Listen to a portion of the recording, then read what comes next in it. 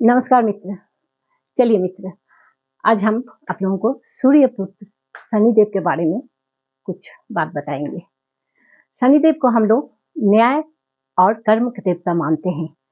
शनि ग्रह अगर अशांत हो जाता है तो हम लोगों का जीवन में अशांति, कष्ट, बहुत सारा उथल पुथल आ जाता है। ये जिंदगी नरक बन जाता है। नव ग्रह में शनिदेव केवल एक ऐसा ग्रह है जो कि इंसान को न्याय भी देते हैं। उनको कर्म के देवता भी हम लोग कहते हैं।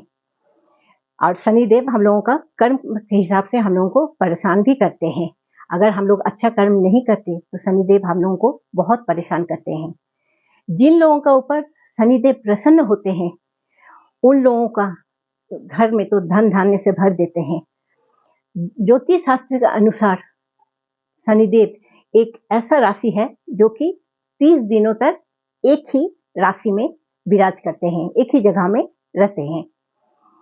आइए धर्मशास्त्र के अनुसार हम जानने की कोशिश कर रहे हैं कि शनिदेव का विवाह कब और किन के साथ हुआ था, क्या था उनका पत्नियों का नाम। तो चलिए शनिदेव का पत्नियों के बारे में हम लोग कुछ आगे जानते हैं। जीवन का बड़े से बड़े समस्या भी शनिदेव हम लोगों का खत्म कर देते हैं।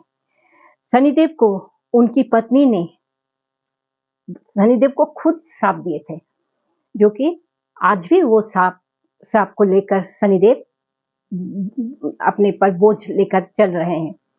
धर्म मान्यता के अनुसार शनिदेव के यहाँ कुल 8 पत्नियां थी। ध्वजिनी, धामिनी, कलहप्रिया, कंकाली, कटकी, तुरंगी, महर्षि और अजा।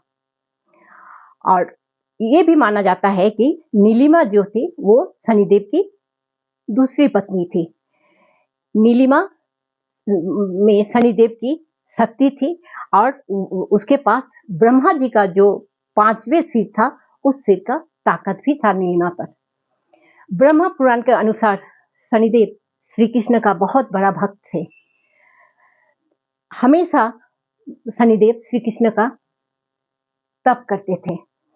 एक बार की बात है जब शनिदेव तप में बैठे हुए थे, तपस्या कर रहे थे, बहुत घोर तपस्या में लीन थे।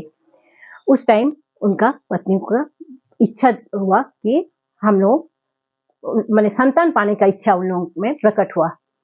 तब शनिदेव के पास उन लोग गए, जाके शनिदेव को बोले कि एक बार शनिदेव श्री कृष्ण जी का तपस्या में एकदम लीन थे। उस टाइम उनके पत्नियों का संतान प्राप्ति का बहुत मन हुआ। तब उन लोगों ने जाकर शनिदेव के पास पहुंचे। लेकिन शनिदेव श्री कृष्ण का भक्ति में ऐसे लीन थे कि पत्नियों का लाखों कोशिश करने के बाद भी उनका तपस्या भंग नहीं हुआ। उसी समय उनकी पत्नी ने गुस्सा में आ गए और उन्होंने क्रोध में ही शनिदेव को श्राप दे दिए। क्या था वो श्राप? उनकी पत्नी ने श्राप देते हुए कहे कि आज के बाद से जो भी व्यक्ति शनिदेव की दृष्टि में शनिदेव से सामना सामनी दृष्टि मिलाकर देखेंगे उनका सर्वनाश हो जाएगा, वो तबाह हो जाएगा। जब शनिदेव का ध्यान भंग हुआ तो उन्हें इस बात का पता चला और अपना भूल का भी उनमें एहसास हुआ। तो उन्होंने जाकर अपनी पत्नियों से क्षमा भी मांग ली।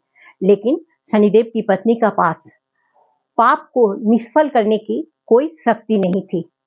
इसी घटना के बाद से शनिदेव हमेशा अपने सिर को नीचा करके चलते हैं, जिससे उनकी दृष्टि उनका दृष्टि से किसी का कोई भी नुकसान ना हो, विनाश ना हो। इसलिए कहा जाता है कि शनिदेव जब भी चलते हैं वो हमेशा अपना दृष्टि को नीचा तरफ करके जाते हैं। ठीक है मित्र, अगर ये जानकारी आप लोगों को अच्छा लगा तो जरूर सब्सक्राइब कीजिएगा, शेयर कीजिएगा। नमस्कार।